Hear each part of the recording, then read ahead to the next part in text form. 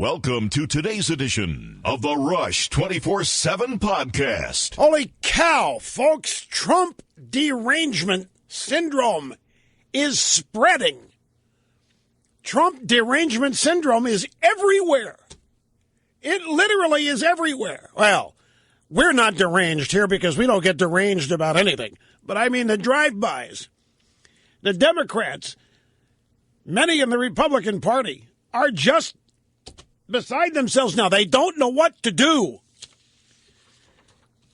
For example, from CBS News, get Trump off ballot, demands ex-New Hampshire Republican leader. A former chairman of the New Hampshire Republican Party wants Trump off the GOP primary ballot.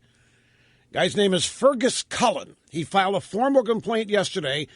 Wait till you hear this. Challenging Trump's eligibility to appear on the ballot as a Republican because of his inconsistent views. He should not be permitted on the ballot because, a quote, because of his inconsistent views and, quote, his purpose to sabotage the Republican Party. It is my belief that Mr. Trump must present evidence that he is a registered member of the Republican Party because his views are inconsistent with the Republican Party platform and the Republican Party of New Hampshire statement of principles and bylaws. It's a 6-page manifesto outlining every one of what Fergus Cullen says are Trump's flip-flops dating back to 1999.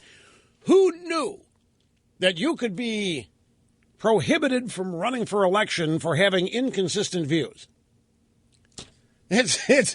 And Nate Silver at 538, this polling wonderkind it used to be at the New York Times that leftists invested all of their hope and prayers in 2012. He's telling everybody, look, all you people worried about Trump, forget it. The polling data right now doesn't mean anything because nobody's paying attention. All of this is superfluous. This is all going to change when we get into the new year, and we're only a month or so away from the Hawkeye. He said you're going to see an entirely different picture once polling begins as we get near the election. So stop fretting it. Trump's not going to be anywhere. He doesn't come out and say that specifically. That's the overall point. And did you see where Turkey shot down a military jet of Archduke Ferdinand? Archduke Ferdinand's military jet shot down over. It's just my way of saying that everybody thinks, everybody. It is amazing to me. It really is how, I don't know, what's the word? Unified? So you have Turkey shoots down a Russian jet. And you look at one place, you look at 100. This is exactly how World War I started. Oh, my God. World War I. Oh, no. And it becomes unified. And it may be. Putin is saying there's going to be payback. He feels like he's been stabbed in the back here. But it's not just they shot down the warplane. Then whoever did the shooting shot down the 2 pilots in the air as they were parachuting out. And then they shot the rescue helicopter, the Russian rescue helicopter. And they videotaped all this. And while they're over the downed pilots and the downed helicopter wreckage, you hear them shouting Allahu Akbar. God is great. Meanwhile, everybody's keeping an eye on Iran here to see, because they're the ones running the show on all of this.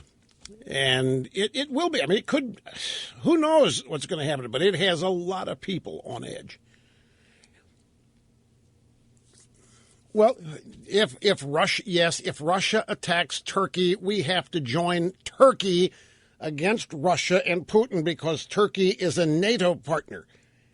And there is a pledge among NATO members that if one of them is attacked, the others band together and defend them. Well, the only others are us. And so that would then pit us against Russia in defense of Turkey, which is helping ISIS. This is a mess. This is a total mess. And it's Not hard to pinpoint why, but if I were to say it, I would be accused of the same thing I'm accusing all these drive-bys of, drawing this comparison to. Well, if Obama was providing standard, ordinary, expected American leadership for the last 7 years, we wouldn't even be here. There wouldn't even be an ISIS.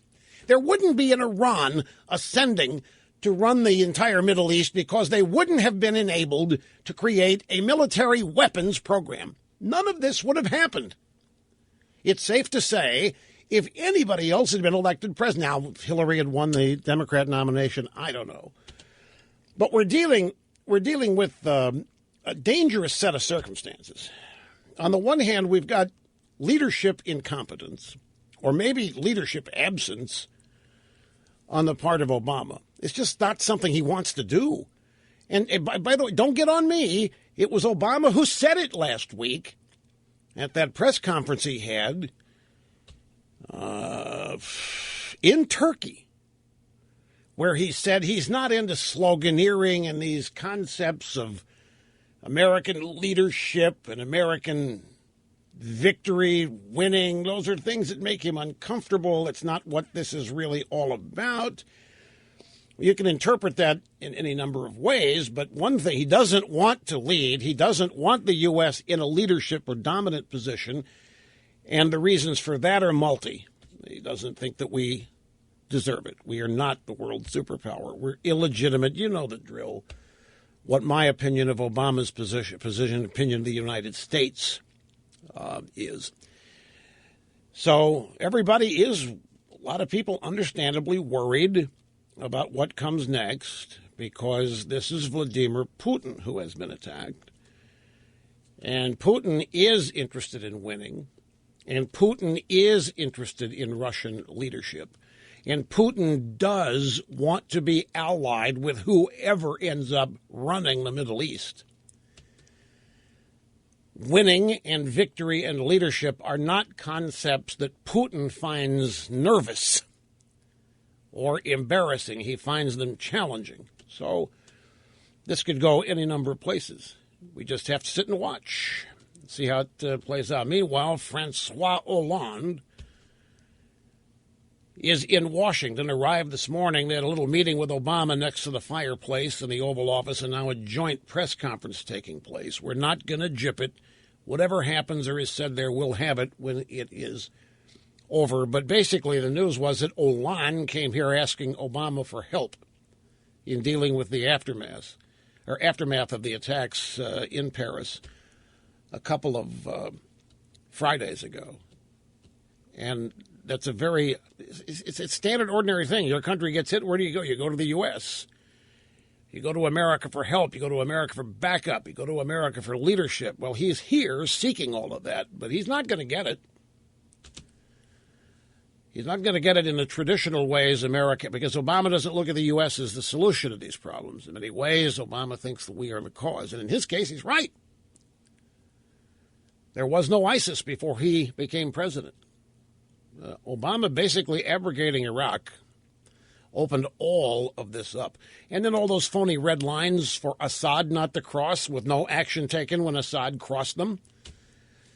Benghazi, Libya. I mean, we invested in the Muslim Brotherhood, and we ended up losing an ally in Egypt. Libya, we had a dictator in Libya, but he was outside of Libya, was not posing a threat to anybody. Now, it's just everything's up in arms. Everything's turned upside down. And Turkey, thought to be an ally of ours, is presenting a serious challenge. In the meantime, there's an intelligence controversy involving CENTCOM and Obama. And when I get to that portion of the program and explain it, you will see that it is a classic implementation of the Limbaugh theorem. And if you are new to the program and are unaware of the Limbaugh theorem, let me briefly explain it. The Limbaugh theorem was devised by a frustrated radio host named Rush Limbaugh to try to explain why it is that Barack Obama is never held accountable for all of the mistakes that he makes. Be it bad policy, be it bad legislation, be it whatever. People that voted for Barack Obama do not blame him for the economy. How does that happen? People that voted for Barack Obama to unify the world and make it a safe place, and the United States loved again. The exact opposite has happened. People who voted for Obama do not blame him. Why? And that's what the Limbaugh theorem sought to explain and does explain. And that will come as the program unfolds. But this Trump derangement system, give you an example here in addition to Fergus Cullen in New Hampshire, who wants Trump off the ballot there because of his inconsistent views. New York Times editorial, Mr. Trump's applause lies. I mean, the libs, folks, they're beside themselves here on this. They're turning themselves inside out and upside down and into knots over Trump's claim that tens of thousands of Muslims were cheering in New Jersey. They have done all kinds of fact-checking. They've looked everywhere. They can't find any evidence of it, except there's a Washington Post story that did chronicle some Muslims cheering on 9/11. It wasn't tens of thousands, but they're beside themselves. They can't believe how outrageous Trump is. The things he said. There are now stories that are attempting to analyze, dissect, and explain the Trump strategy of saying all of this outrageous stuff. The assumption is that Trump knows what he's doing, that he knows he's saying things that aren't true, and he's reading. I'll tell you what they think he's doing. Like I got a piece today. I had a friend of mine. This is, by the way, as an isolated episode, not related to Trump. This is so informative.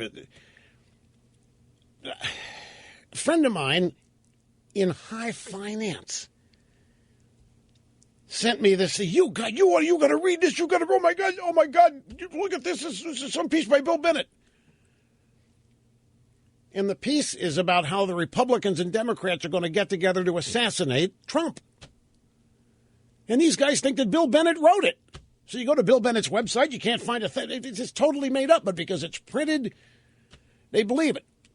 It's incredible. At any rate, what they now think, they think Trump reads all of that kind of stuff and believes it.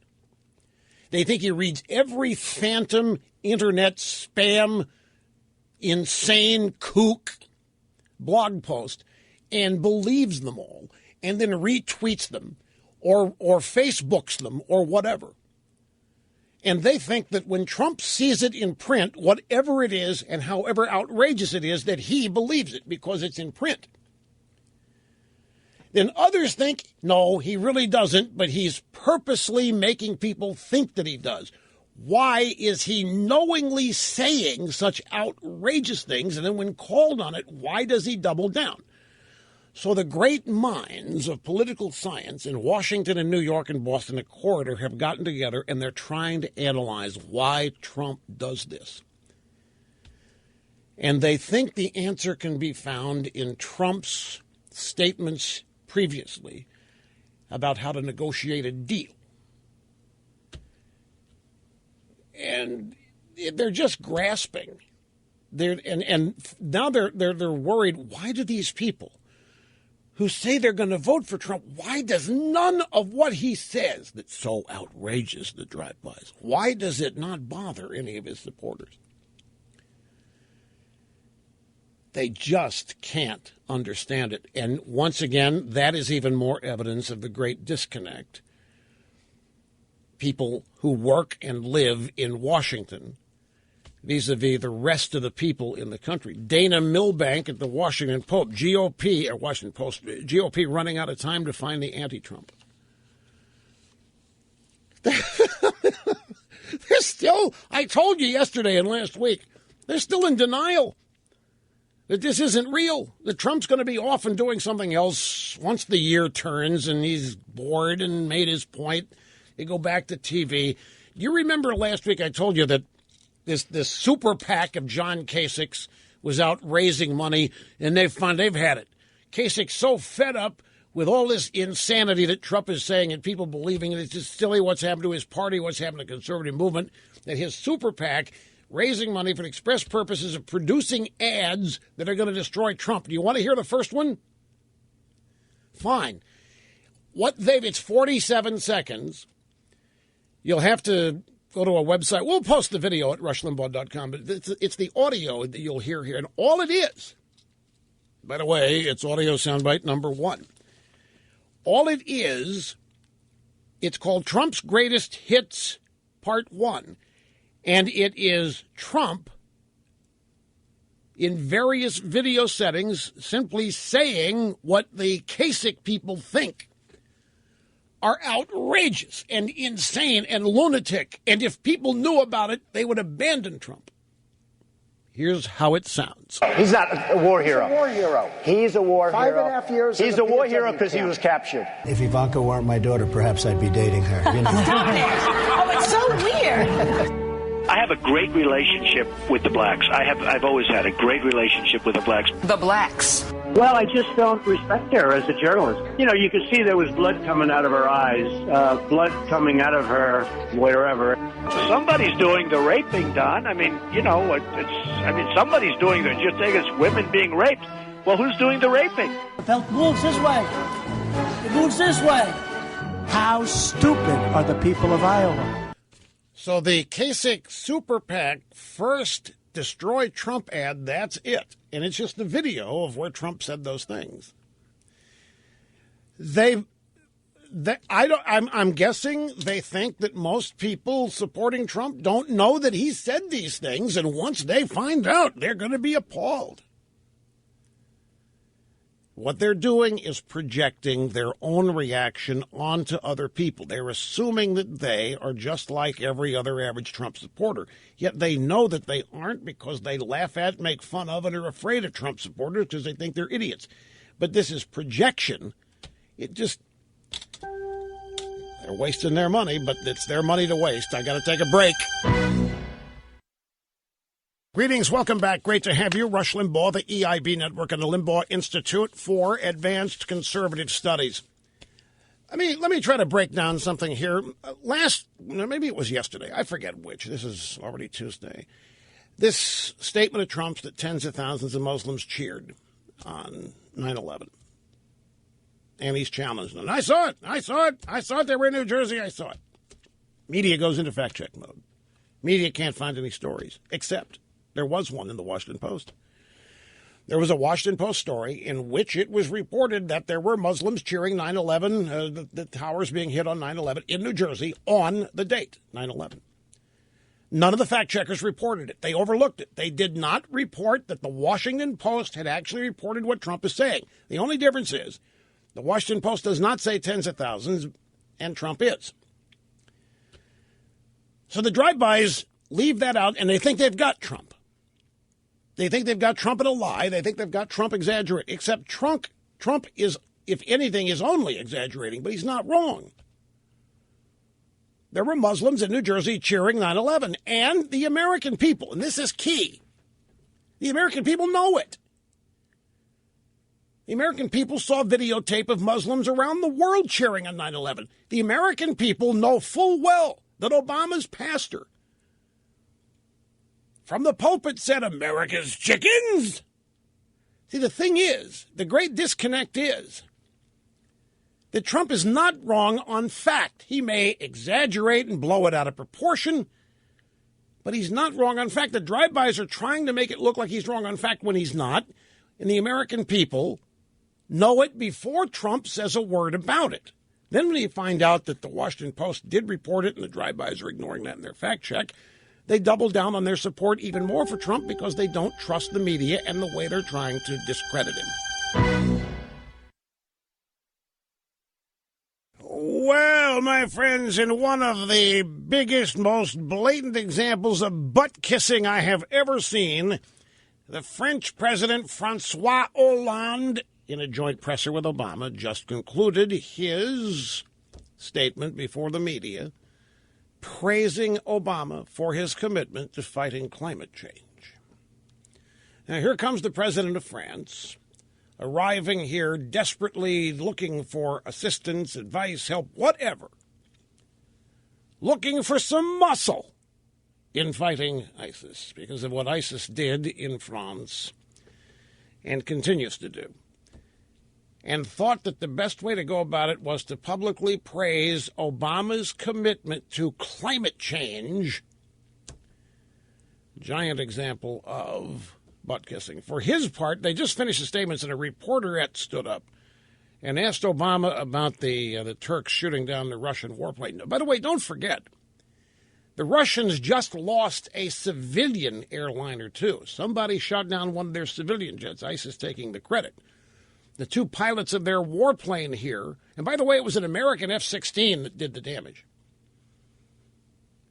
An American F-16 not owned by us, we sold it. An American F-16 shot down the Russian warplane. And then the two pilots ejected. There's video of it. The UK Daily Mail has the most incredible video and pictures of this you've ever seen.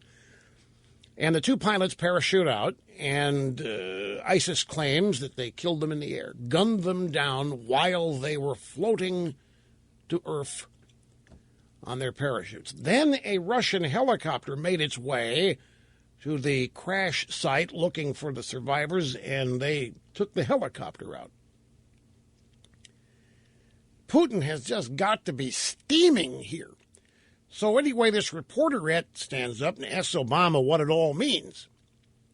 And he said, well, we don't yet know what really happened. We're still getting all the details. But I'll tell you what, it's a very important thing. We've got to look into it. I'm going to be talking to the Turkish Prime Minister, President, the head honcho there. I'm going to be talking to him in a few days. And then he said he really hopes that the Russians and the Turks will sit down and keep talking to one another, looking for common ground as they continue to dialogue with each other. So Conflict Resolution 101 has been requested by the president. This is, I don't know, it always fascinates me the way the left responds. Remember, this is a world governed by the aggressive use of force. That may offend people. It may scare you. You might even think that it's nutty and crazy. You are dangerously wrong if you believe that. I don't care whether you like it or not, whether you want it to be true or not, whether you wish it weren't true. It is true. It has always been true, and it always will be true. It is because of the essence of human nature. Ours is a world governed by the aggressive use of force, and we see it every day. And we see what happens to people that do not respond. The aggressor always sets the rules in any conflict. It's not just the use of force that governs the world. The aggressive use of force, that is a key component of my theorem. The aggressive use of force. When you add that to it, you're establishing offense and defense, or defense, and that's where we are. We're clearly on the defensive in all of this. We're not being aggressive about anything. Purposefully. It is the new administration regime policy. That's the new America. Bystander, to the extent that we can say it's not our fault. If it is our fault, then we apologize. And Obama has a track record of that as well.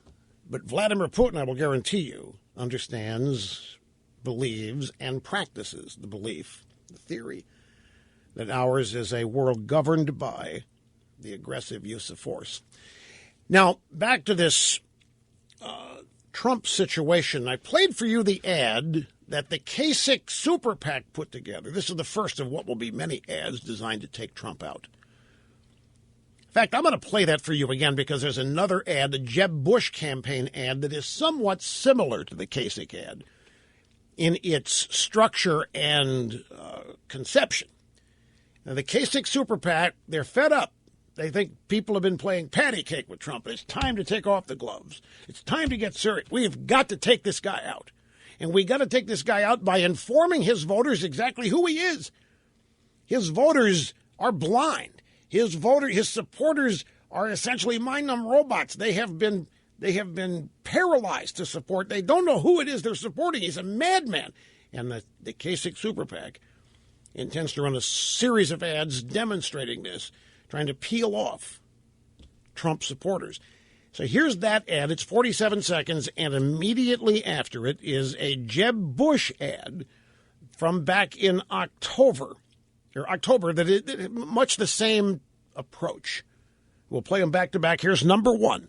He's not a war hero. He's a war hero. He's a war hero. 5.5 years. He's a war hero because he was captured. If Ivanka weren't my daughter, perhaps I'd be dating her. You know? Oh, it's so weird. I have a great relationship with the blacks. I've always had a great relationship with the blacks. The blacks. Well, I just don't respect her as a journalist. You know, you could see there was blood coming out of her eyes, blood coming out of her wherever. Somebody's doing the raping, Don. I mean, you know, somebody's doing the just saying it's women being raped. Well, who's doing the raping? The belt moves this way. It moves this way. How stupid are the people of Iowa? And that last comment, when Trump fell out of the number one slot in a poll, he, with a smile on his face, "Hey, what are you people in Iowa doing to me? How stupid are you? Carson, are you kidding me?" His normal, usual stand-up. So that's the first in what will be many ads from the Kasich Super PAC designed to embarrass and humiliate Trump supporters into renouncing their support. The Jeb Bush campaign, this next ad, this is an internet ad, runs a minute and a half, and it is produced along the same lines with the same intent. Who do you talk to for military advice right now?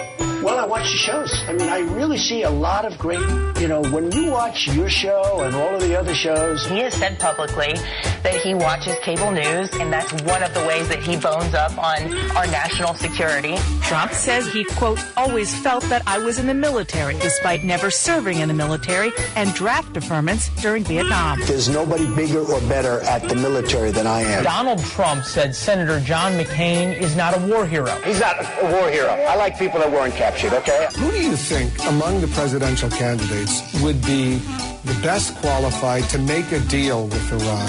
I think Hillary would have. Hillary's always surrounded herself with very good people. I think Hillary would do a good job. So the deal lives in a Trump administration. Well, it's very tough to do when you say rip up a deal, because I'm a deal person. When he goes on this radio program and doesn't know who some of the major players are.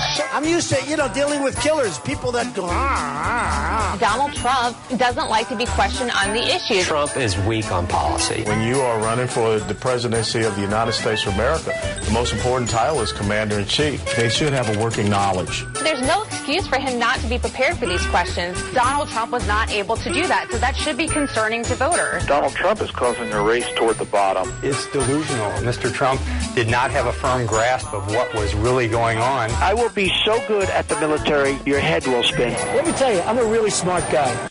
Okay, so the Jeb Bush ad is designed to inform Trump supporters that he's a dunce on the military and a pretender, and he doesn't know anything other than what he sees on cable TV. Watches the news to find out what's happening in the world, and he's just a great deal maker, and he'd go out there and he would really cream people. He just felt like he was in the military, but he never has been. But he just loves the military loves him, and he's a really smart guy. So those two ads, the first one by the Kasich Super PAC and the last one by the Bush campaign from October, are in the same mold, if you will, designed to try to wake up these Trump supporters and tell them that they're supporting a phony, that they're supporting a guy that doesn't believe what he says, and you shouldn't believe what he says because he doesn't believe it, and if he does believe it, then he's insane. What I take out of this, I shouldn't say this. I'm sorry. These two ads. The first one, the Kasich Super PAC. Now, by law, Kasich's not allowed to have any contact with the Super PAC. So don't anybody think that Kasich had anything to do with the ad. It's the Kasich Super PAC. I mean, candidates will tell you, I don't control what my Super PAC does. I'm not even allowed to talk to them. That's why they can raise all this money. I can't coordinate, never do coordinate. It'd be against the law. I'd be called out. But the people running it very loudly and proudly proclaim it to be the Kasich Super PAC. The Bush campaign, what I take away from this is how similar the thinking between Kasich and Bush and the media is. if you didn't know that the Kasich Super PAC had put that ad together, if you didn't know it was a Jeb Bush ad, you would think somebody in the media did it to set up a Trump interview. Isn't that interesting? And we're back. Rush Limbaugh, by the way. Great to have you here. Telephone number, if you want to be on the program's 800-282-2882. The email address, lrushmo at eibnet.com. And we start in San Diego. John, great to have you on the program, sir. Hello. Hey, happy early Thanksgiving to you, Rush.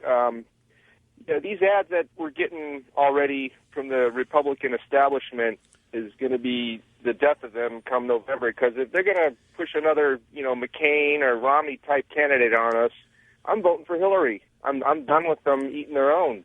Are you kidding me? I'm voting for Hillary. I hate to say it, but at least with Hillary, you know what you're going to get, with these phony balonies like McConnell and Boehner. You don't mean that. You're just saying that.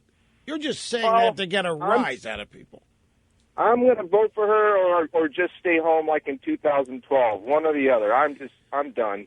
But you have a good week, good Thanksgiving, and I'll take my answer. No, wait! Don't go. What? You're not mad at me, are you? I mean, I'm just incredulous. I'm not mad at you. Don't think that don't think you got to run away here unless you have to go.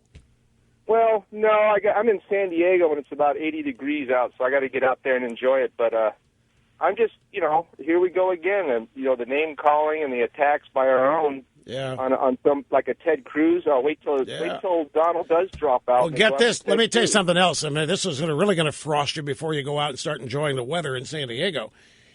Some people in New Hampshire are releasing a poll they did that shows that Mitt Romney is the preferred Republican candidate in New Hampshire. He's not even running.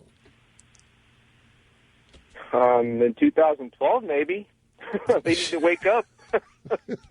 That's ridiculous. Boston Globe. It's a Boston Globe poll claims that Romney would enter the race if he would enter in New Hampshire, that he would win the whole thing. I don't know what's in the water back there, but we need to wake up. It's time's running out. But thanks for taking my call, Rush. You bet.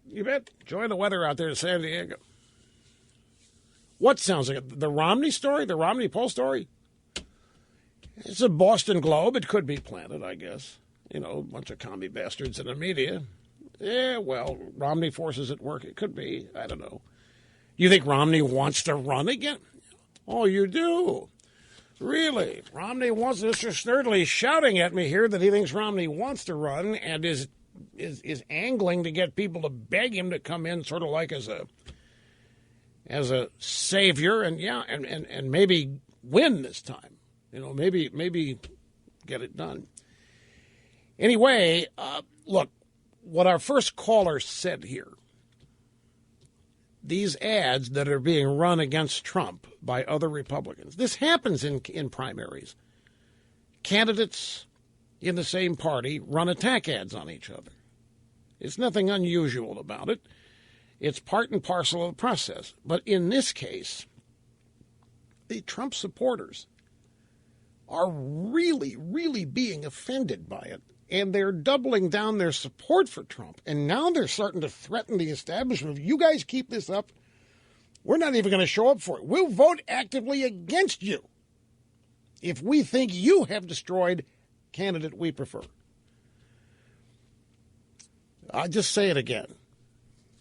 And it's really irrelevant, but I think it's worth mentioning. The people that we consider to be the establishment types, inside professional political class people, which includes elected officials, strategists, congressional staffers, media, K Street lobby, that whole club of inside the Beltway professional politicians, all of whom, every damn one of them, make their living, which is a significantly nice living, off of government.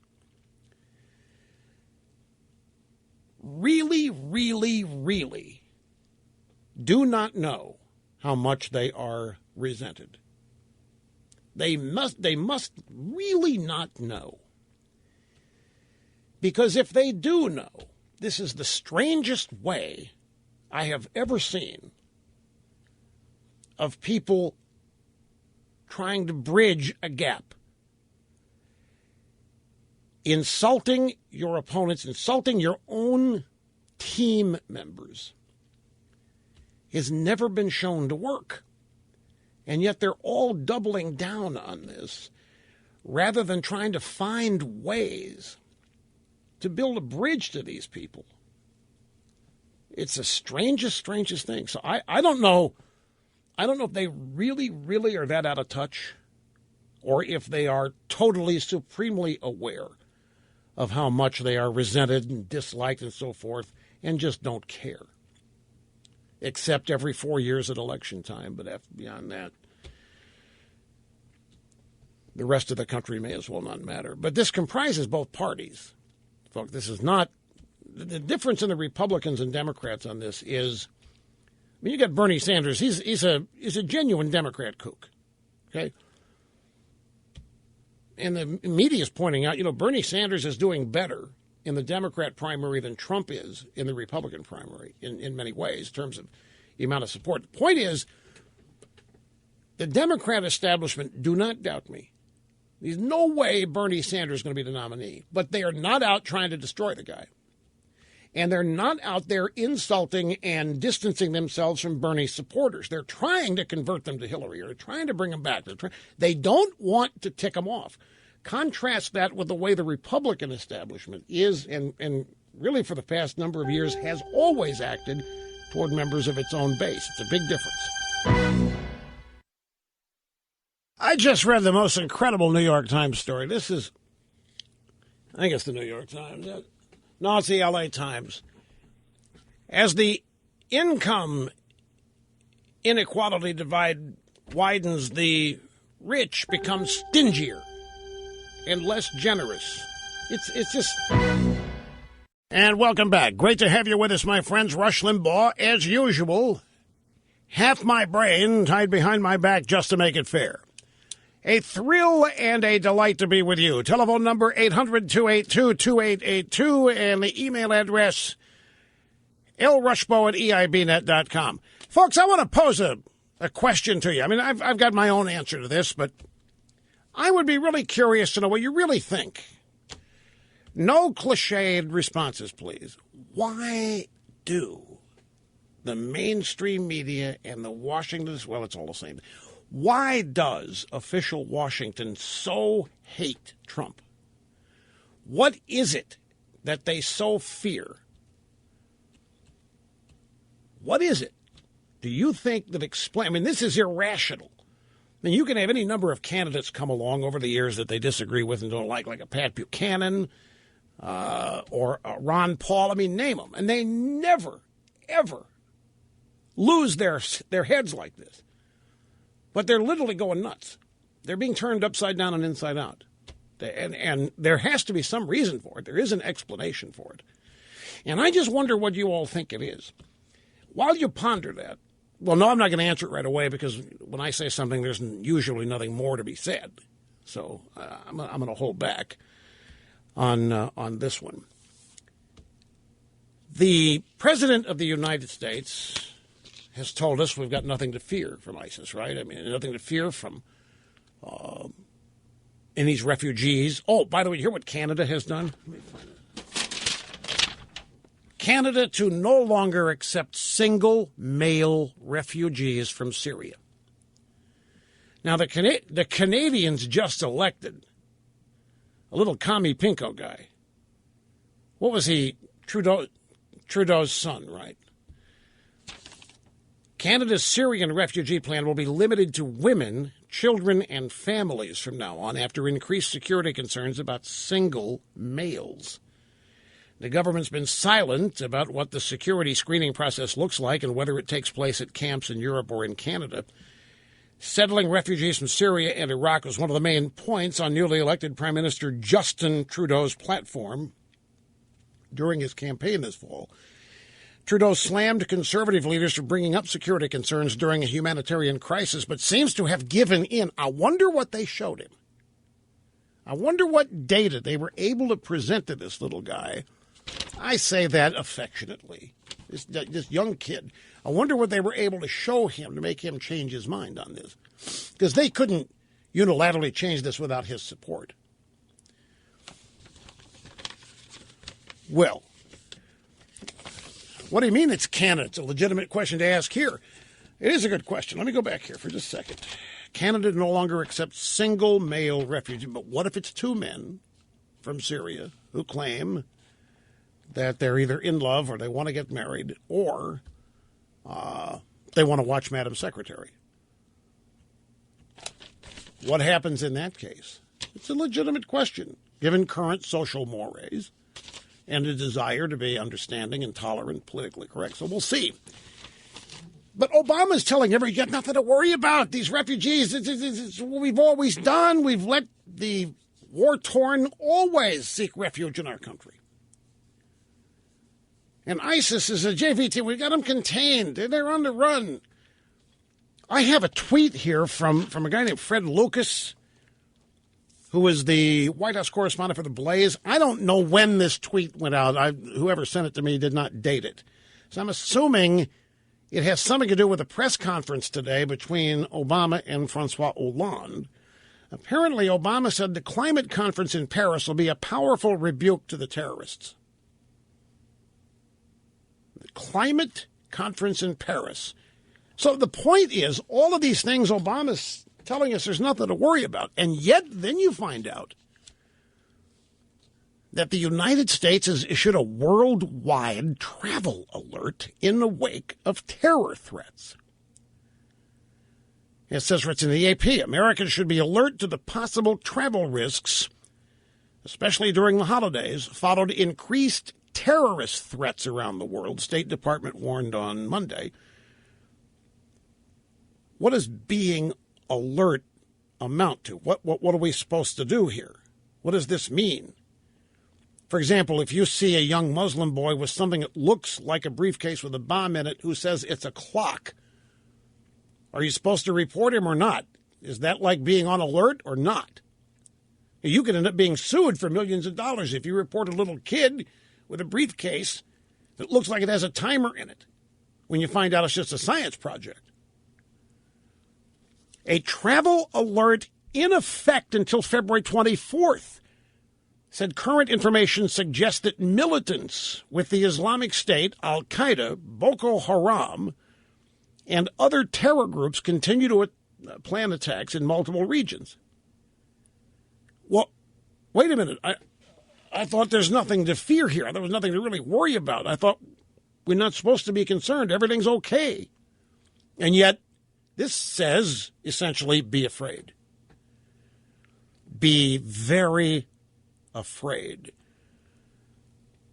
Let's read this again. A travel alert is to be in effect until February 24th. Said current information suggests that militants with the Islamic State, that's foreign, Al-Qaeda, that's foreign, Boko Haram, that's foreign, and other terrorist groups continue to plan attacks in multiple regions.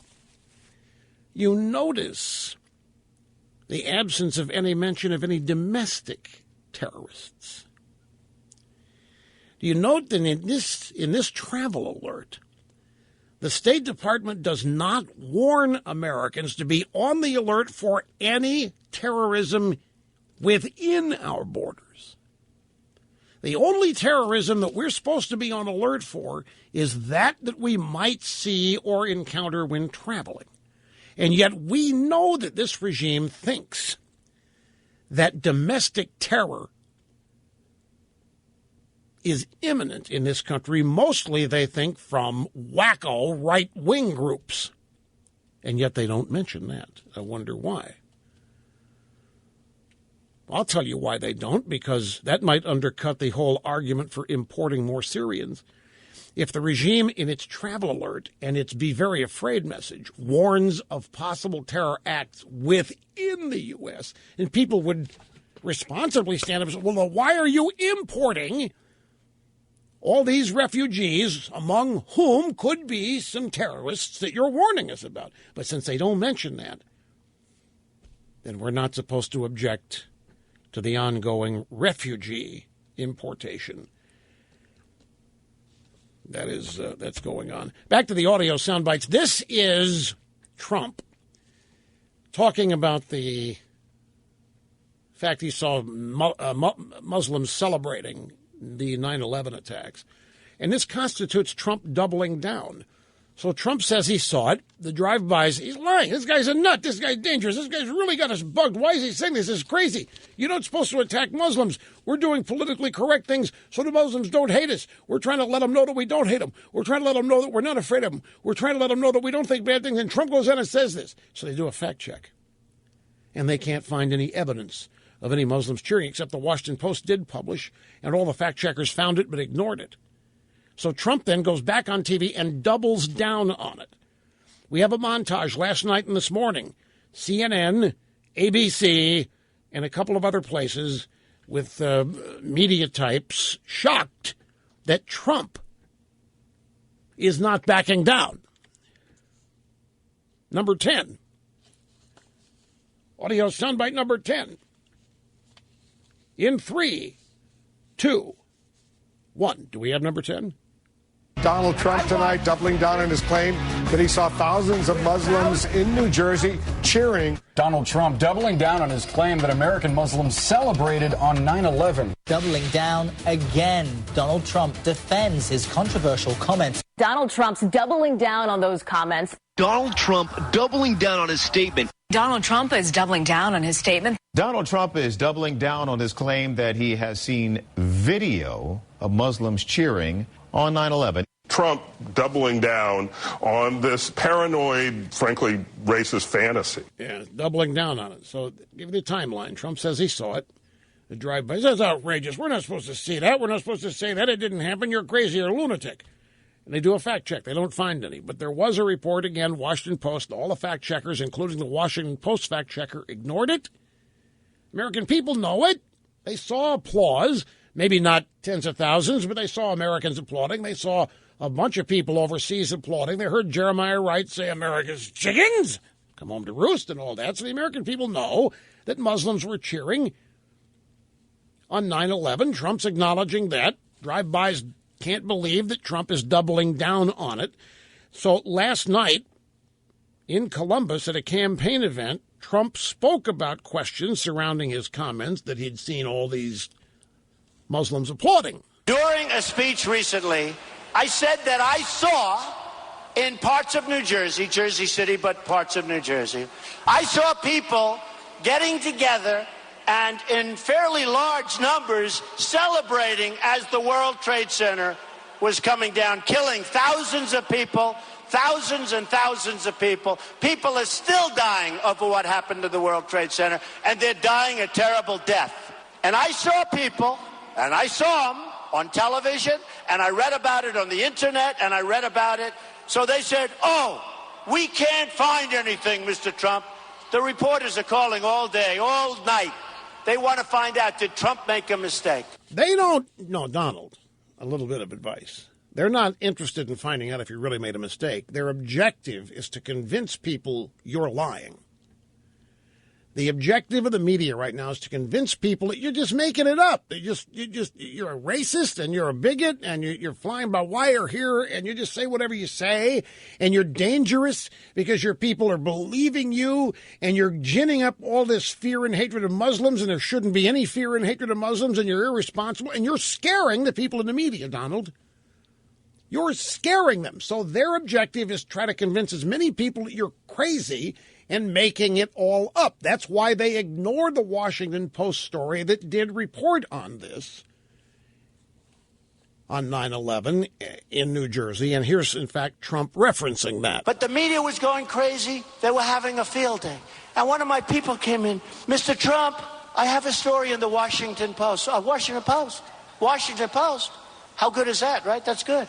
Because they do us no favors. In Jersey City, within hours of two jetliners plowing into the World Trade Center, law enforcement authorities detained and questioned a number of people who were allegedly seen celebrating the attacks and holding tailgate-style parties on rooftops while they watched the devastation on the other side of the river. So his people found the Washington Post story, and they brought it to him, and he read from it there. So It's the Washington Post. I mean, it's instantly credible as far as the drive-bys are concerned. And in all their fact-checking, they ignored that. Even the Washington Post's own fact-checker, a guy named Glenn Kessler, ignored it. So it's clear what the media is trying to do. So here's Trump reading from a story in the Washington Post that confirms what he says he saw and read prior. If the drive-bys and these fact-checkers think that they're going to succeed in watering down Trump's support, they really are misreading this. It's stunts like this that cements Trump's support, stunts like this which grow Trump's support. Marco Rubio yesterday in Iowa had this brief. This is 3 seconds. This is all this is. Marco Rubio said this about it. It's not true, and there's plenty of fact checks to prove that it isn't. So Marco Rubio said, no, there was no cheering. I've read all the fact checks, and plenty to prove it that there wasn't any cheering. But there is the Washington Post story. Now, yesterday in Pahrump, Nevada, which is where you end up if you're drunk trying to get to Las Vegas, and you miss a couple turnoffs. Nothing against Pahrump. I do wonder,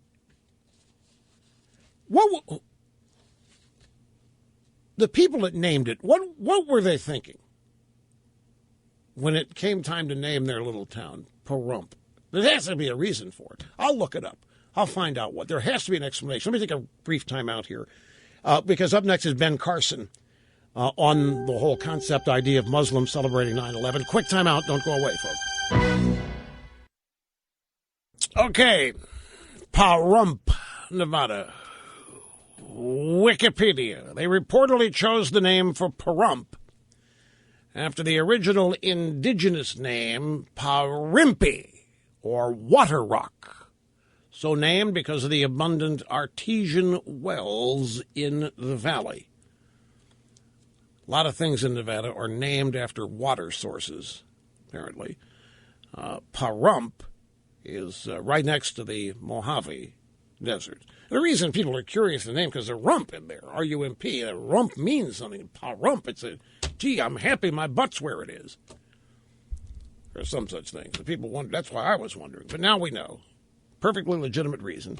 Here's Scotty, Red Bluffs, California, as we head back to the phones. Welcome, sir. Great to have you here. Hello. Great to talk to you, Rush. I'll get right to my point. Yeah.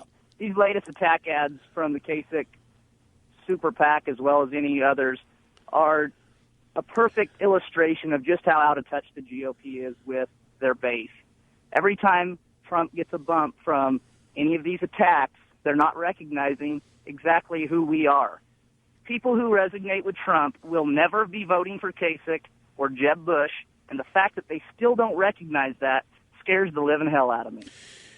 It does, but they have to be smart enough to know this. My point is these are really not dumb people. I mean, they may be wrong in a lot of things, and they may be insensitive or unaware, but they're not dumb. They have to know that they are alienating these people. It's fascinating. You go back to the first days of the Jeb Bush campaign. What did he say? He was very clear, proudly said he was going to win the nomination without the base. So from the early days, the Bush campaign was fearless in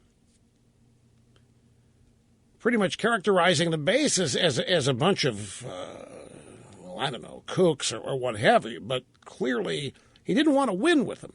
The badge of honor was going to be to win despite them and without them.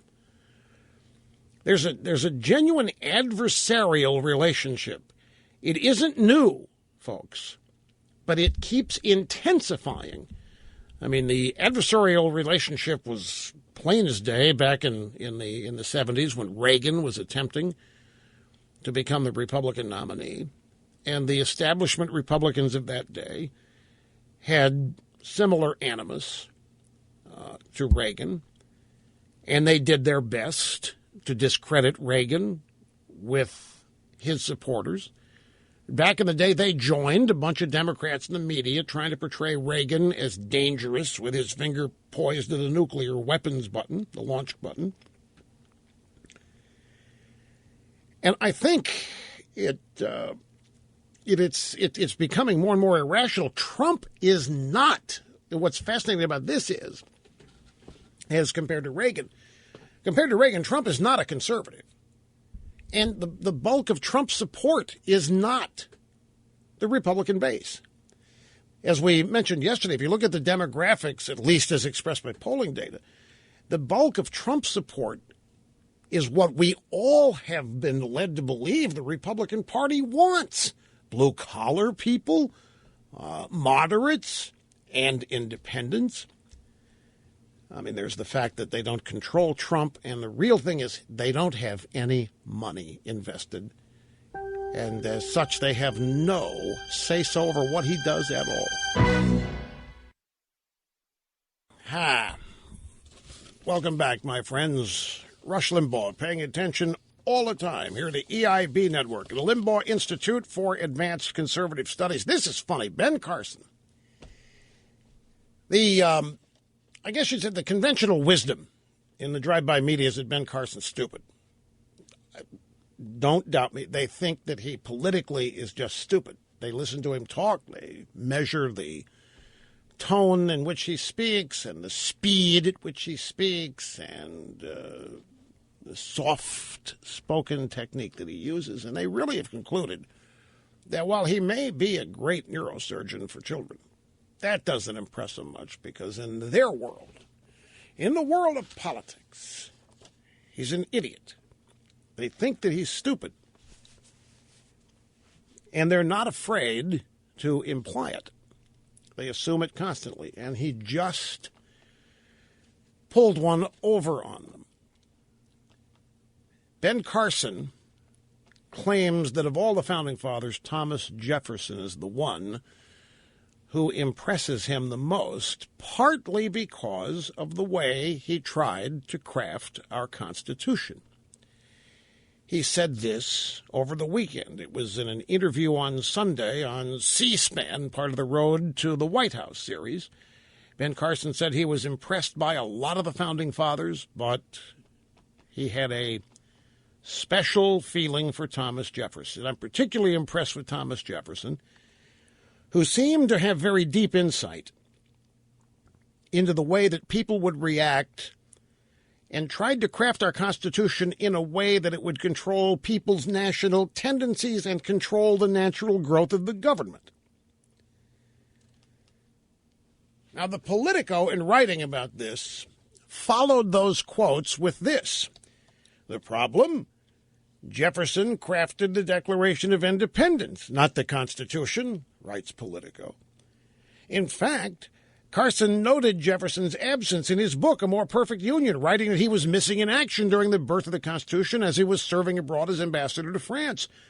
Politico says that Carson's latest gaffe comes after a week in which he used an analogy likening Syrian refugees to dogs and had his foreign policy acumen questioned by advisors to his own campaign. But guess what? Ben Carson turned out to be right. Thomas Jefferson did craft the Constitution from France. Jefferson loved France, by the way. He loved going. Jefferson was a big wine connoisseur, among many other things. Perhaps some of you have seen the movie or heard of the movie Jefferson in Paris. He loved it there. But what Politico didn't know, that Ben Carson did know. And they're running, there's Carson, boy, making a big fool of himself once you see this guy does. He's not in our league. Ben Carson thinks Jefferson wrote the Jefferson wasn't even there. Ben Carson doesn't even know the difference between the Declaration of Independence and the Constitution. And all of the drive-by media critics just launched into poor old Carson, pointing out that Jefferson wasn't even in America when the Constitution was written. He was in France. What a dope Carson is. How'd this guy ever pass the medical test to be a surgeon? Except this. And credit to USA Today for digging this up. It's an interesting historical footnote to the Constitutional Convention. At the time, there was, of course, no email. There was no overnight express, no fax machines. There was no such thing as anything approaching instant messaging. You know, sometimes I often think, what would the early Americans think if they were to be transported to the present day and see airplanes flying and rockets launched and satellites circling the Earth and instant communications? I do. I wonder what, if just an immediate appearance in the present day. Can you imagine the shock? Can you imagine the disbelief? At any rate, back in the early days of America, of course, there was no instant communications.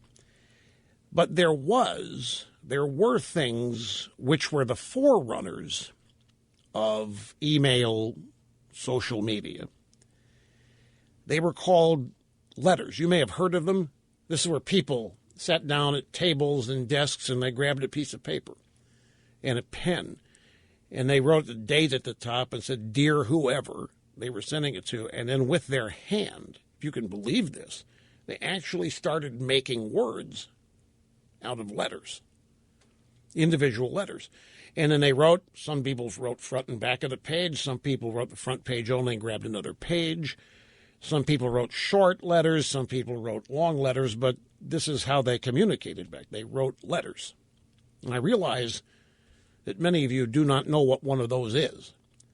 But that's all they had. That's why there is so much abundant writing from those days. Because that's all. There was no telephone. There was no television. There was no way to communicate. So it was all handwritten letters. And let's say the U.S. minister in France, he would write one of these letters, and then he would give the letter, these pieces of paper with words written on them, to the ship captains who were going back and forth across the Atlantic Ocean from, say, Philadelphia to France and back and so forth. And then when the ship landed, and other overland carriers would grab these pieces of paper, these letters, and they would put them in the saddlebags of horses, and then they would deliver them to whoever the author of the letter intended. And what they found was that Thomas Jefferson was writing all kinds of letters from France to the Constitutional Convention, and they were sending him letters. And so he was participating in the writing of the Constitution while he was in France with these things called letters that were put on boats that went over the ocean and then to horses and saddlebags where they were delivered to the recipients. It could take months for these things to go back and forth, given the length of time it would take back then to sail across the Atlantic Ocean, if they made it alive. But the point is, Carson was right. And the drive-bys mocking him and laughing at him and making fun of him had no idea. Thomas Jefferson was writing these letters. And you know who was replying to them? George Washington and James Madison, who were among the most important framers of the Constitution. So here's this crazy thing. Jefferson, Madison, Washington, and others were discussing how the Constitution should be written while Jefferson was in Paris. After the Constitutional Convention was over, Jefferson had this other idea called a Bill of Rights. Did you know that was Jefferson's? The drive-bys didn't. No, the experts at Politico and C-SPAN and wherever else laughing and mocking Ben Carson. Jefferson? No, Mr. Carson. He only had something to do with the Declaration, but he couldn't have done anything with the independence of the Constitution because he wasn't there. When the Constitution Convention was over, Thomas Jefferson had this other idea called a Bill of Rights, which you've heard of. It's the first 10 amendments to the Constitution. And they, you know what they spell out? For those of you may not have been taught this, some of you in the audience. Do you know what the Bill of Rights is? I know what a lot of people who don't know what it is think it is. They think that's where it's okay to have an abortion, and they think the Bill of Rights, it's in there where they can smoke weed and whatever they want to do. That's where it is. That's my rights in there. That's the Bill of Rights. No. I mean, you're close, but no cigar. The Bill of Rights, another testament to the exceptionalism of America. The Bill of Rights, the first 10 changes, or additions, if you will, did one thing. And without any argument and no debate, they limited the power of the government. They limited the reach of the government. There were specific limits designed to keep the federal government small and inobtrusive and out of people's way. The Bill of Rights were written to affirm the premise, the entire Constitution, and that is that it was the freedom and liberty of the people of the United States, which was the organizing principle of our country. Not the empowering of a big government and a king and his court, but rather individuals and their liberty and freedom. And Thomas Jefferson did that. And that's why, by the way, Ben Carson has such great admiration for him. And the drive-bys didn't even know. The educated drive-bys didn't even know. An excellent role model for the youths of America, Rush Limbaugh, on the cutting edge of societal evolution. Here's Michael, Peoria, Arizona. You're next. It's great to have you on the program. Hey, Rush. Thanks for taking my call today. Appreciate it. You bet. Thank you, sir. Personally, I was a Trump supporter and learned about him and what he's done in the past, what he said in the past, and what he says now are two different things. I wanted a question, and then if you could explain something. I'm worried about, he's whining about this is unfair, that's unfair, this is unfair, the GOP people are coming after him, and this is unfair. And I'm worried that, and you can help me out, he signed the paper stating he wouldn't vote as independent. Can he change his mind on that? Because I'm starting to think that him and Hillary and Bill sit down for a long talk at a dinner time and wants him to run and then create a whole bunch of controversy and run as an independent. But he signed that paper. That's what I'm worried about. He's in it just to mess up the whole political party. Okay, so you are asking me if I think it's possible that Trump had a powwow with the Clintons in which it was discussed Trump would run, siphon a lot of votes, and if he had to go third party in order to secure the election for Hillary and the Clintons, with whom he's actually close. Is that what you're asking me? Yes, because I know he signed the paper. Can he still do it or no? He would have to drop out? He can do whatever he wants to do. Look, here's what he's doing. No. The papers, he can do. He's Donald Trump. He can do whatever he wants to do. He said that he signed a pledge that if he did not win, he would support the Republican nominee. That's what he said. But now he's saying that part of the deal was that they would not try to sabotage his campaign. And that they are. And they're treating him unfairly, and they are attacking him. And he said that wasn't part of the original deal. This is when Reince Priebus went to his Trump Tower office and struck the deal.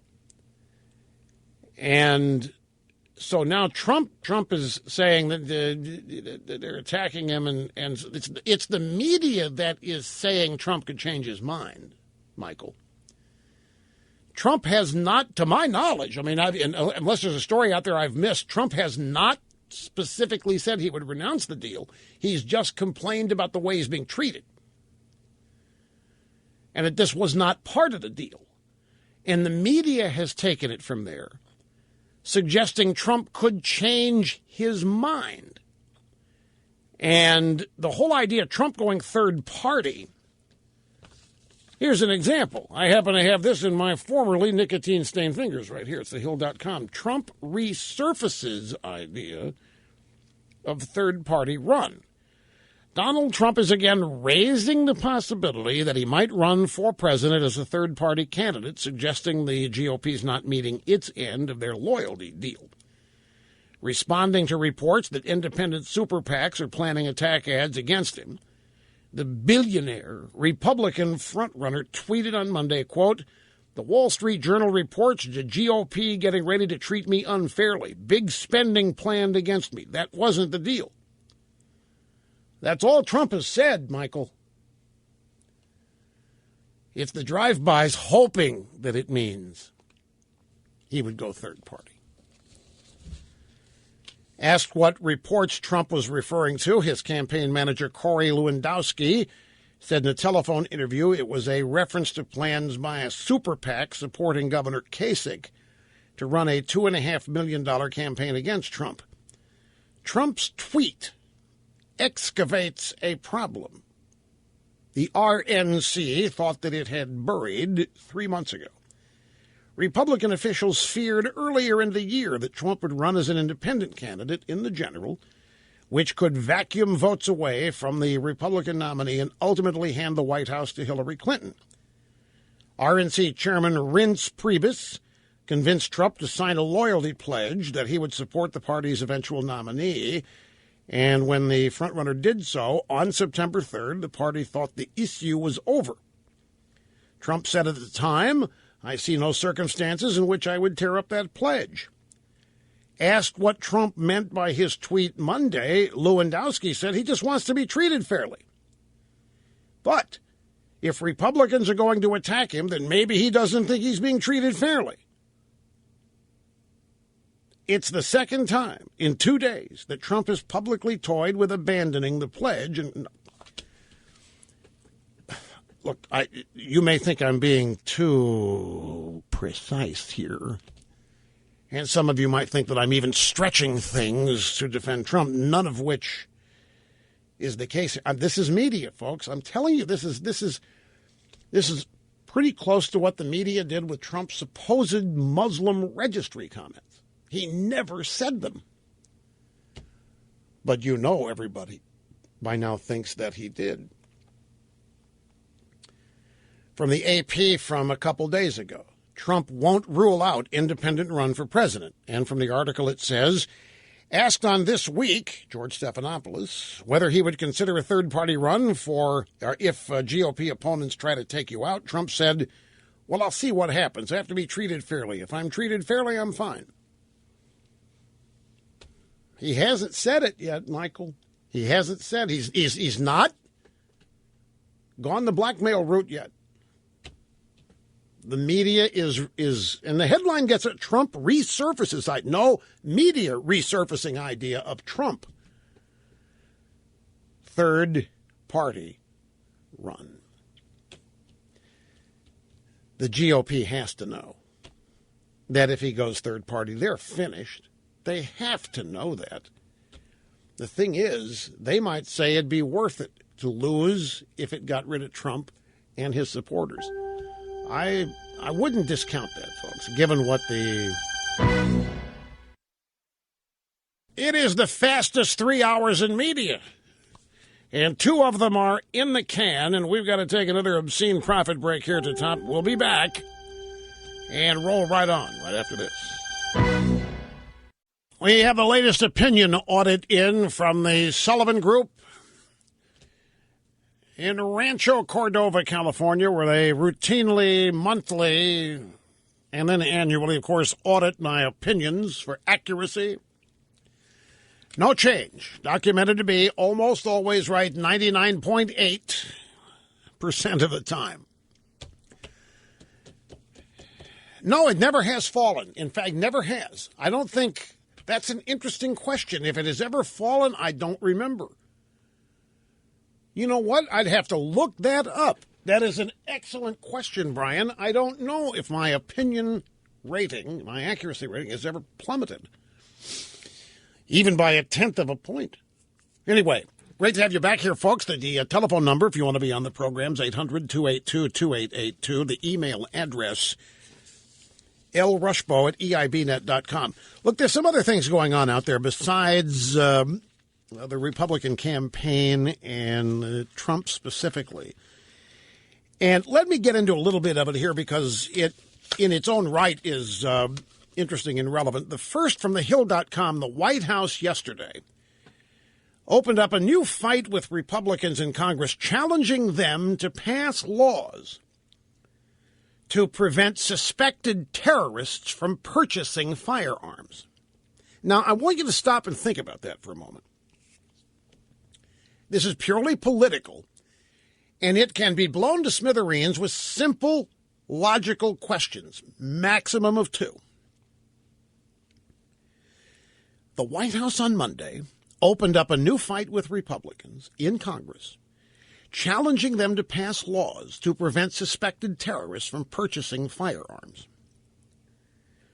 Now, let's ask some questions first. Is this a ploy by the regime to label gun owners as terrorists to set up the ability to take guns away from Americans by simply calling them terrorists, domestic terrorists?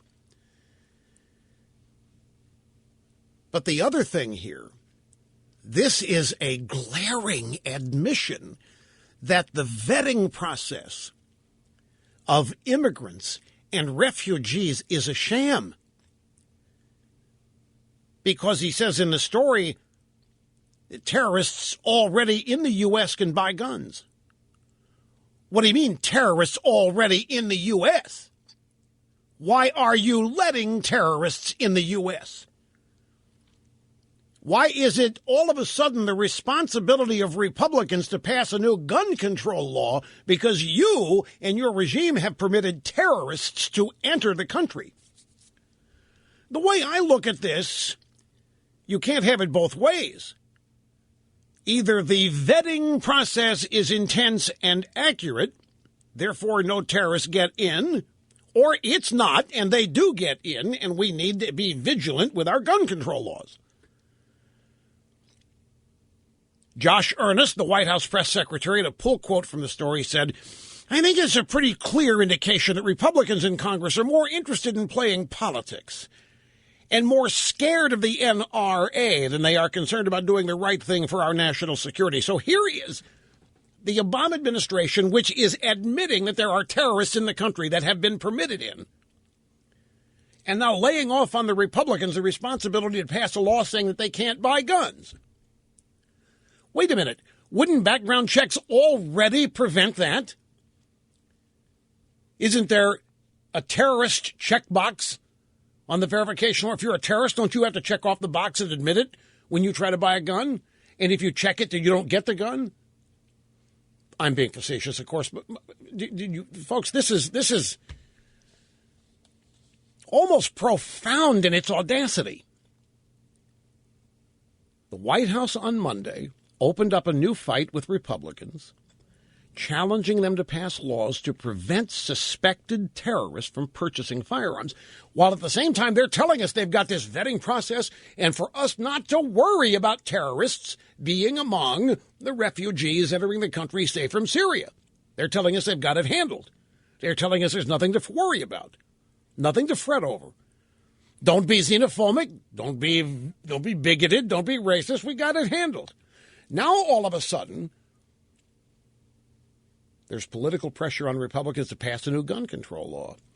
Don't for a minute think that this is not possibly a ploy to label current American gun owners as terrorists with a statute newly passed, if Obama gets his way, be able to send the authorities out there and take their guns away from them.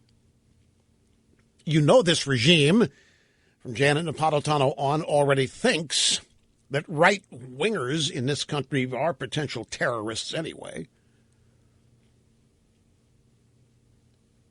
After suffering a defeat with the House vote to clamp down the flow of Syrian refugees, Josh Earnest, press secretary, said Congress's response to the Paris terror attacks has been misguided.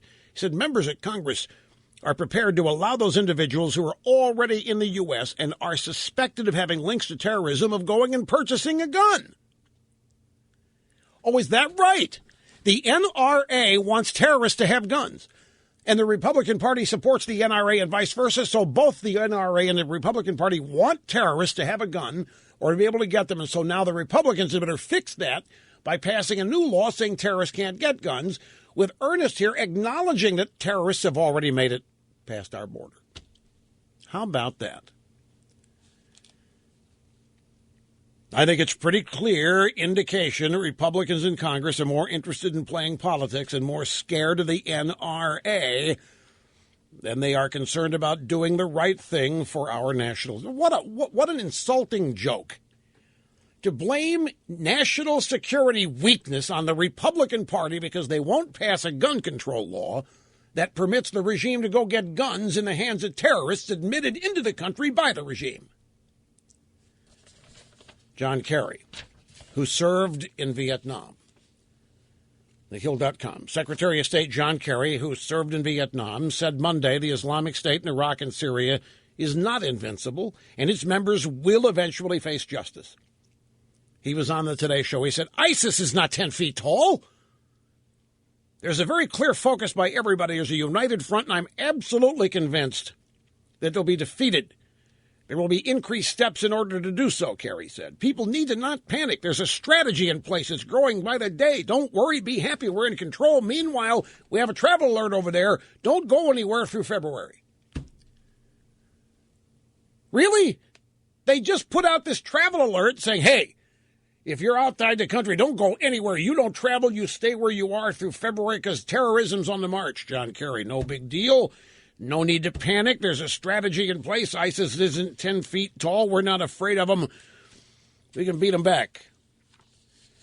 The Conference Board, which is an economic study group for the most part, reports its gauge of consumer confidence dropped in November. Almost 10 points from 99.1 to 90.4. Economics experts expected the month's gauge to rise to 99.4. What in the world is there out there that would cause experts to think consumer confidence would increase? The fact that we're beating ISIS? The fact that ISIS is contained? That ISIS is the JV team? A man who just 2 years ago was the poster boy for the media's attacks against the U.S. government's no-fly list for unfairly targeting Muslims. This man finds himself and several family members sitting in a Turkish prison, arrested earlier this month near the Turkey-Syria border as members of an ISIS cell. This guy's name is Sadiq Long. And his case was being championed by a whole bunch of people at MSNBC. Let me tell you what this is about.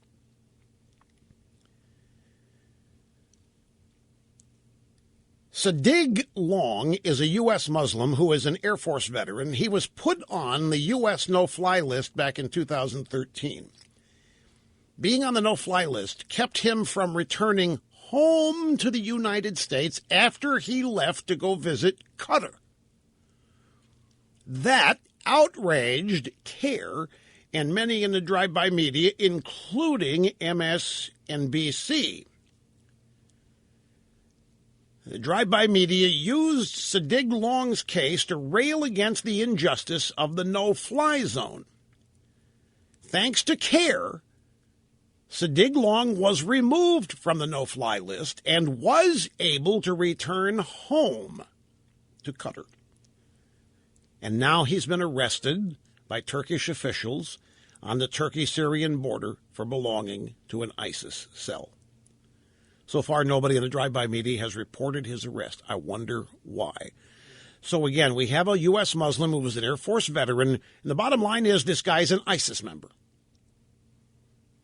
He was put on a U.S. no-fly list back in 2013 because he was suspected of being tied to terrorists. He visits Qatar. He wants to come back to the United States. The no-fly list prevents him from doing so.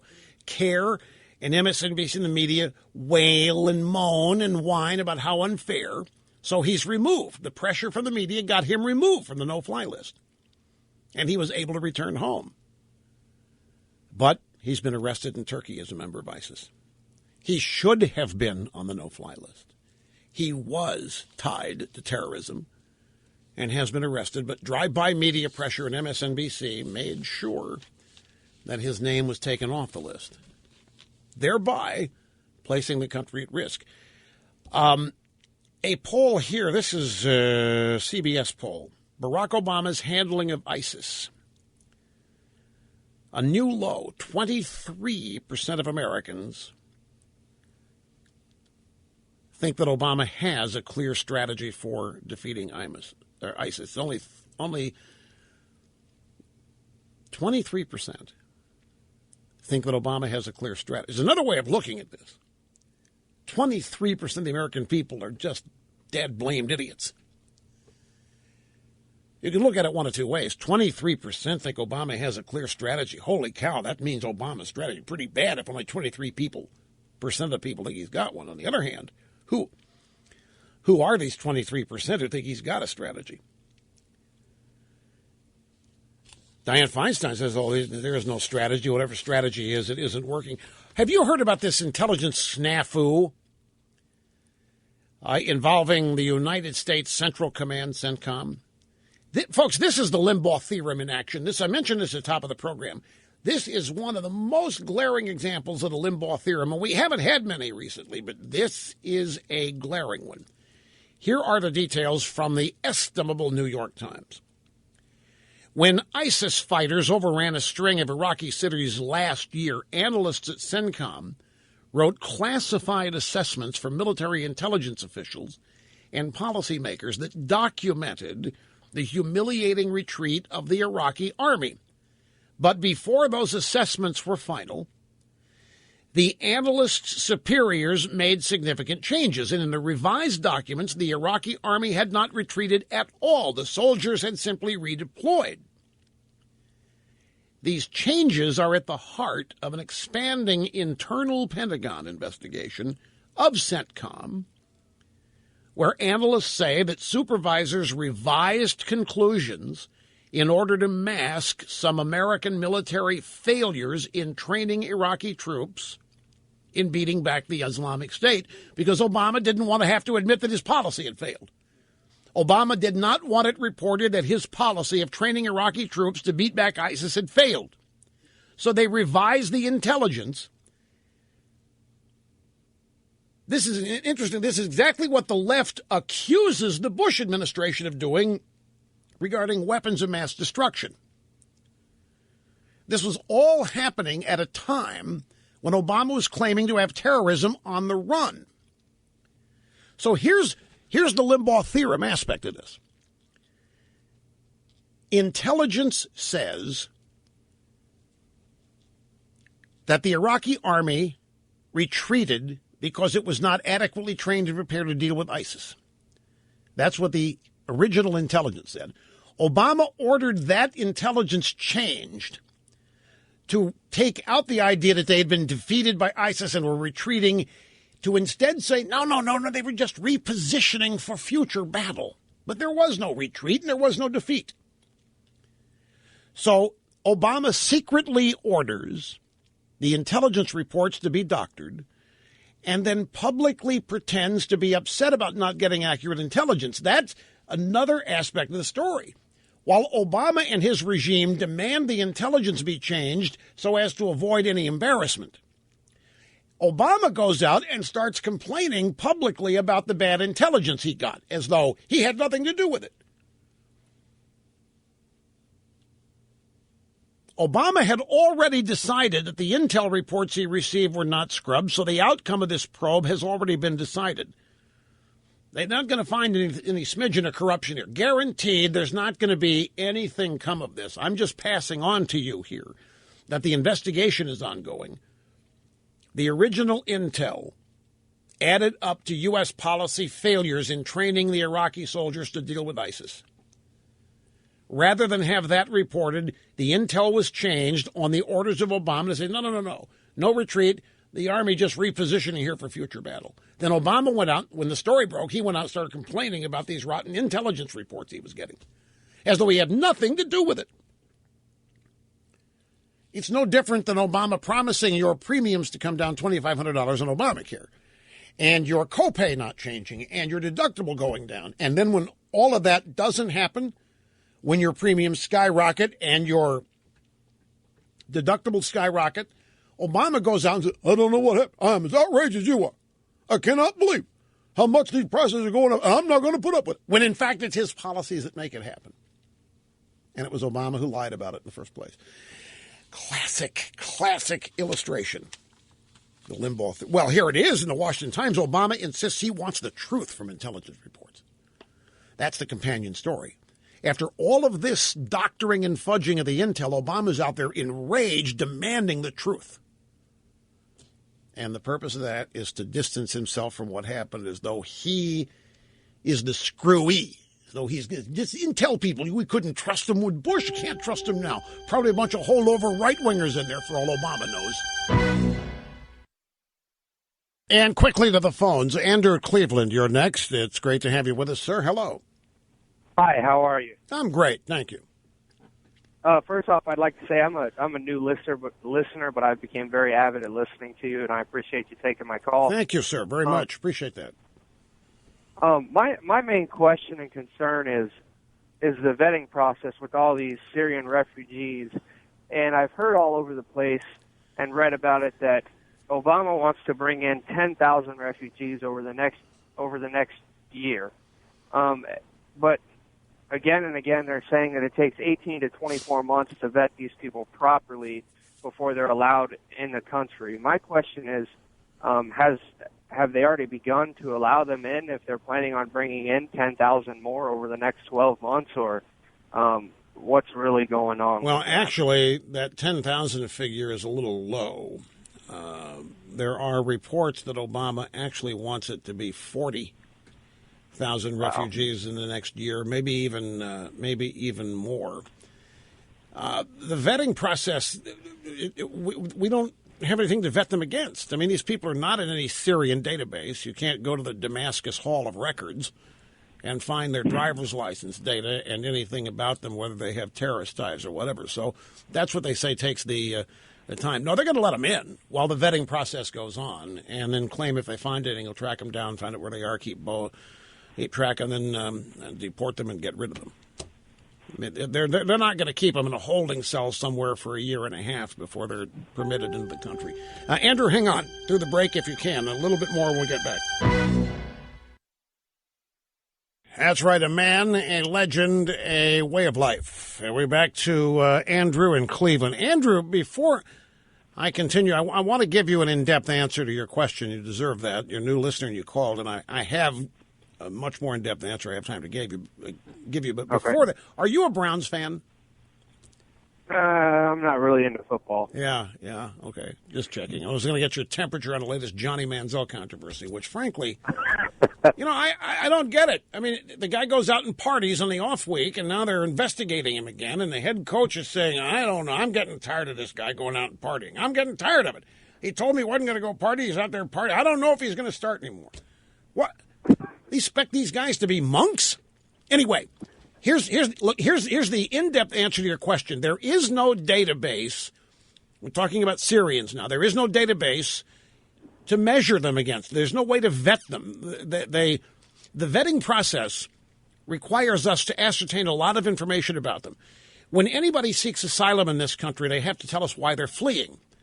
They have to tell us if it's religious persecution, if it's war-torn, if it's just being pursued by the government in violation of human rights, whatever it is. There's always then, therefore, a religious aspect to us permitting refugees into the country. It's not a religious test, but Obama's out there saying, that's not who we are. We don't ask people about our religion. We don't measure compassion, but we do.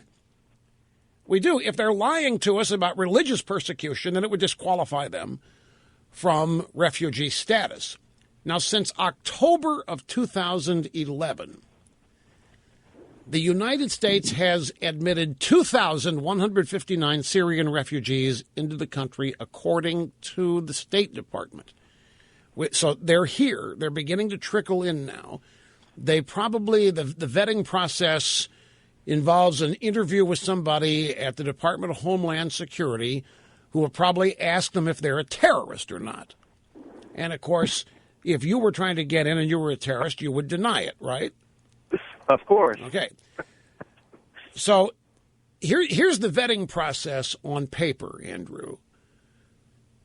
Candidates are first interviewed by the UN High Commissioner for Refugees to determine their eligibility for refugee status, whether individuals have been persecuted based on political opinion, social group, race, religion, nationality.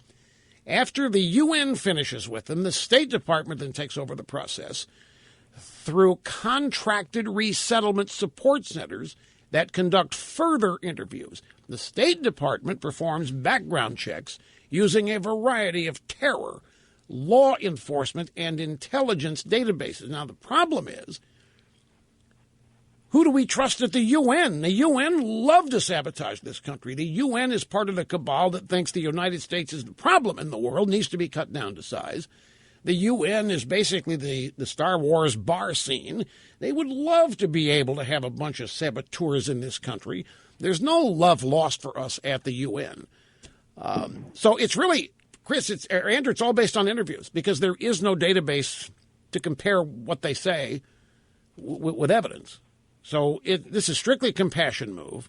Or if there's a political aspect to it, to wanting these people here, then you'd have to go ask Obama, okay, what's your political objective here? And make no mistake, everything with the Democrat Party is political. Everything is designed to advance their agenda one way or the other, whether it's hidden or not. Of course. So they're trickling in. You just asked. You heard there's a year to 18 months, and yet since October 11th, 2,000 some odd have come in. By the way, of those 2,159, 53 are Christians. The rest are, well, we're not supposed to notice or say or think or point out. But that's that. Andrew Cleveland. I wanted to go in-depth with him. He's a new listener. He's here for the first time, called for the first time, just recently found the program, and want to let him know that his decision here is well worth it. Next up, Robert, Alamogordo, New Mexico. Great to have you, sir. Thank you for waiting, and hello. Hello, Rush. Mega Thanksgiving dittos to you, sir. Thank you, sir, very much. I appreciate that.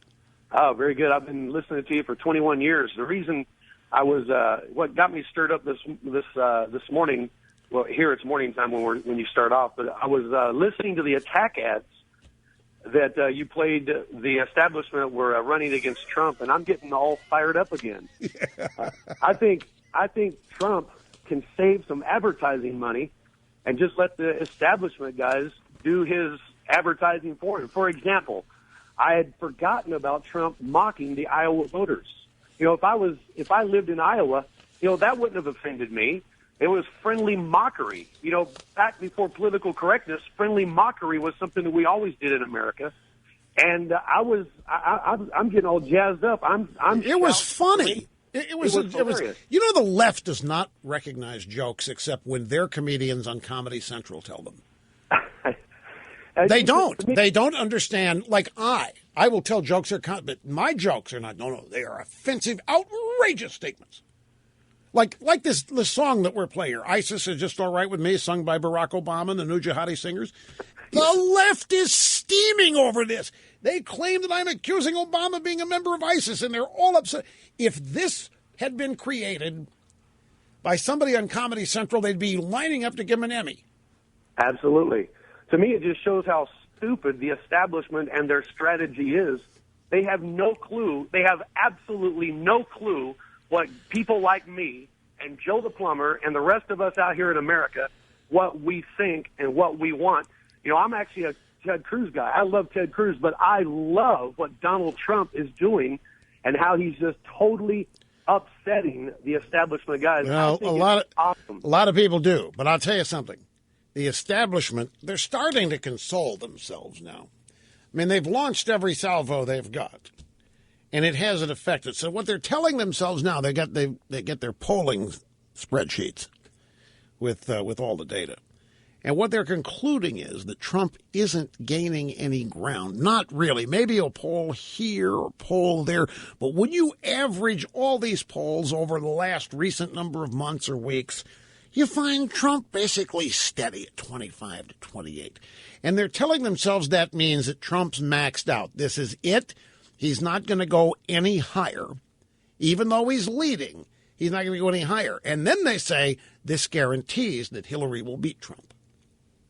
If all he can muster is 28. So we're supposed to be Trump at 28. So we got to get rid of Trump. Maybe put Jeb in there, who's at 3, because he's got a better chance of beating Hillary with the polling data. Let's go back to audio soundbite number 1. Let's replay what Robert here is talking about. The John Kasich Super PAC. And again, Kasich has no ties to the Super PAC. It's a bunch of people raising money on his behalf. But by law, Kasich can't coordinate with them and he can't talk to them. But the people at the Kasich Super PAC have heard Kasich. They know that Kasich is opposed to Trump, thinks Trump's nuts, think Trump's mean-spirited and doing great damage. So in support of their candidate, they are starting to produce ads that are designed to inform Trump supporters that they're making a mistake. They're running ads to inform Trump supporters just who he really is. That they might not really know how they've been buffaloed and fooled here. And the first ad has been produced, and they've already raised what I saw yesterday, $3 million. They're probably pretty happy with that, and they're continuing to raise money. They're all excited. Here is the first ad from the brain trust of the Kasich Super PAC people in their quest to destroy Trump. And all it is, I'm going to have the audio. We have the audio up at the video at rushlimbaugh.com if you want to see it.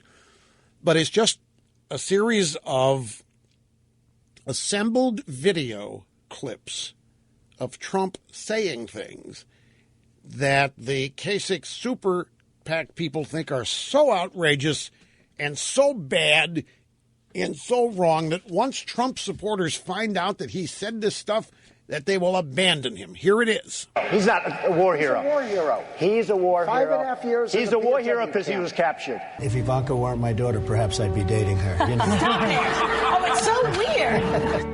I have a great relationship with the blacks. I've always had a great relationship with the blacks. The blacks. Well, I just don't respect her as a journalist. You know, you could see there was blood coming out of her eyes, blood coming out of her wherever. Somebody's doing the raping, Don. I mean, you know, somebody's doing the. You think it's women being raped? Well, who's doing the raping? The belt moves this way. It moves this way. How stupid are the people of Iowa? Okay, so just to review, it's Frank Luntz interviewing Trump. He's not a war hero, and Luntz is a war hero. Trump says he's a war hero. 5.5 years. He's a war hero because he was captured. Trump says, oh, I don't like people that captured. Then he's being interviewed by Meredith. Meredith Vieira, who I don't know where she is now. She was hosting Who Wants to Be a Millionaire. Did she go back to the Today Show? Well, nobody here knows, but she was somewhere, and she was interviewing Trump, and Trump said, if Ivanka weren't my daughter, perhaps I'd be dating her. And Meredith Vieira, you're so weird.